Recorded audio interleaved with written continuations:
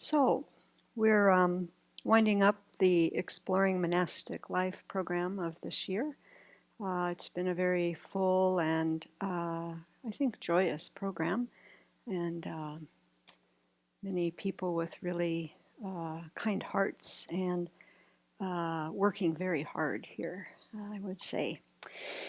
Of course, whatever we're involved in, something that's wonderful, still we are in this world that has many difficulties. And for me this week, the internal difficulties weren't pulling at me so much, my own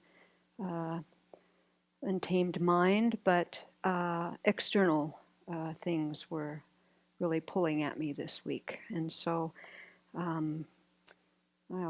just wanted to talk about and share a little bit about that journey, maybe. I guess what really caught my attention, of course, was all the violence in Charlottesville this week, and then the second level of hearing about the President of this United States and how he was speaking about what happened in Charlottesville.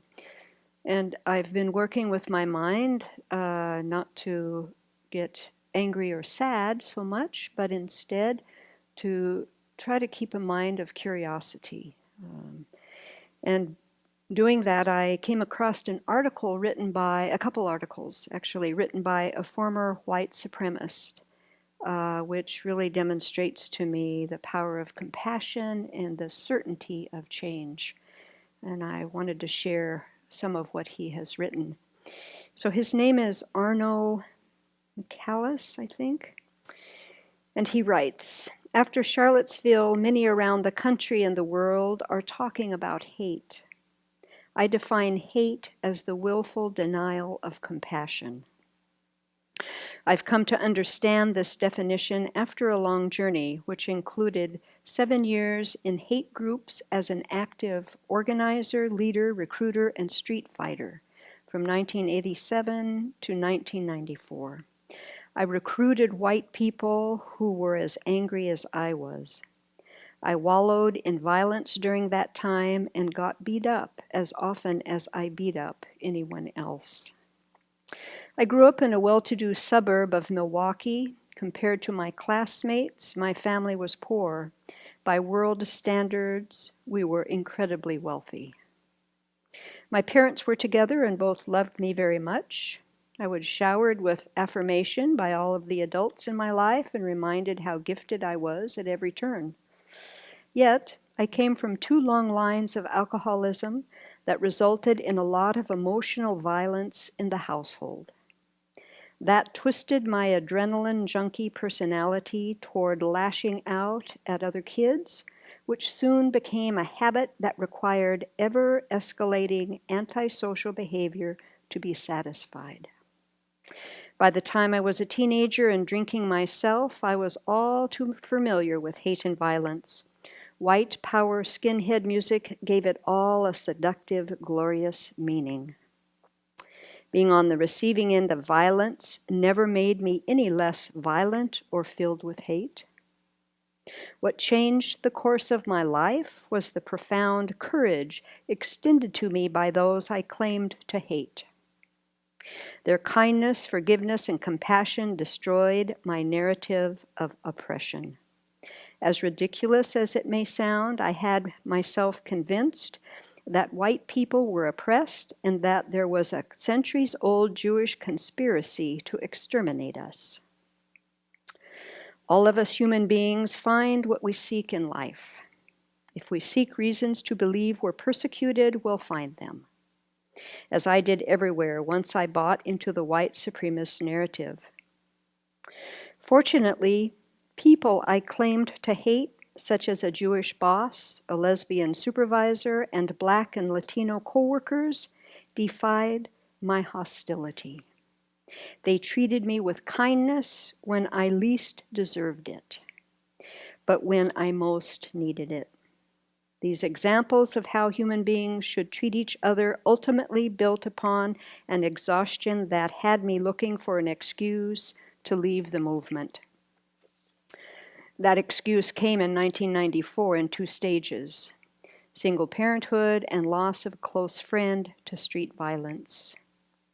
When I was younger, my own pain motivated my hatred, which is how I know that many involved in Saturday's Unite the Right demonstration in Charlottesville were ultimately motivated by their own suffering as well. Compassion for the trauma they're going through, be it self-induced or otherwise, is tactically the most effective response. The narrative of violent extremism, which is the same us-them, black-white, binary, regardless of which political or religious dogma it emanates from, requires a bad guy at which to point fingers. When hateful rhetoric and actions are responded to with more hate, which is exactly what a willful denial of compassion is, the violent extremist's mission is accomplished. On August 5th, 2012, a man like the one I used to be walked into the Sikh temple of Wisconsin and began shooting before valiant police officers stopped him. This miserable, suffering person, who was a member of the white power skinhead gang I had helped to get off the ground back in the late 1980s, murdered 6 people and left an elderly holy man in a coma. Refusing to be subject to terror, the Sikh community opened itself to the broader American community like never before. The survivors, days after their loved ones were so senselessly taken from them, conceived an ongoing defiance of hate and violence called Serve to Unite, an organization I am deeply honored to be part of.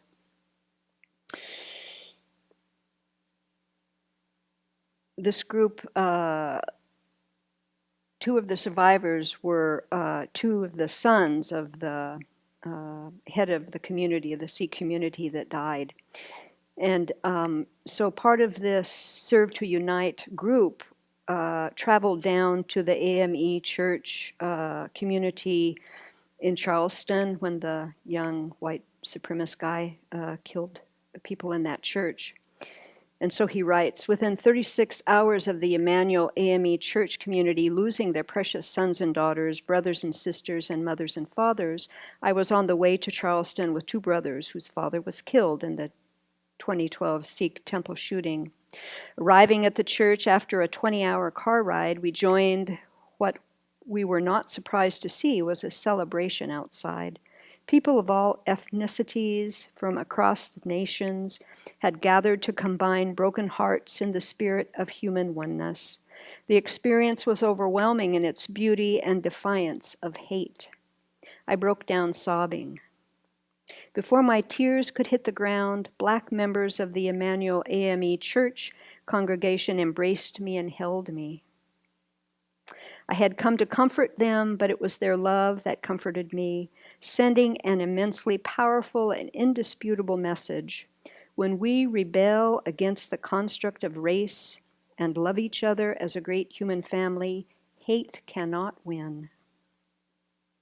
Since April 2013, Serve to Unite has cultivated our common human identity among young people from 2nd grade through college via a unique program of service, learning, and global engagement, stitched together through the arts. Defying the blistering segregation in our hometown of Milwaukee, Serve to Unite students have demonstrated the need to cherish diversity rather than fear it. Because white supremacist terrorist Wade Page murdered 6 people at the Sikh temple 5 years ago, Serve to Unite has reached tens of thousands of young people in more than 40 Milwaukee area schools and beyond. We bring young people together to solve problems and to love one another. What Serve to Unite does is racism's worst nightmare, and we're just getting warmed up. So this was a very good thing to read for my heart. and just reminds us once again that compassion always wins over hate, always. And so what we can do is strengthen our practice every moment in how we are talking to those right in front of us, how we are seeing all others equal. That's our practice. And if we do that, we will change the world. And so let's start with that. Yeah. A couple different places. Oh, so this article was in the Washington Post, one of them. I kind of combined a couple of them. And then the other one, yeah, there was New York Times, yeah. And then I started Googling this fellow's name, and there's many articles, and he's written a book about his whole life experience. So, it just really brings some joy to my heart to see how somebody who has the face of those that we saw this last weekend, look at what he's done, how he's changed.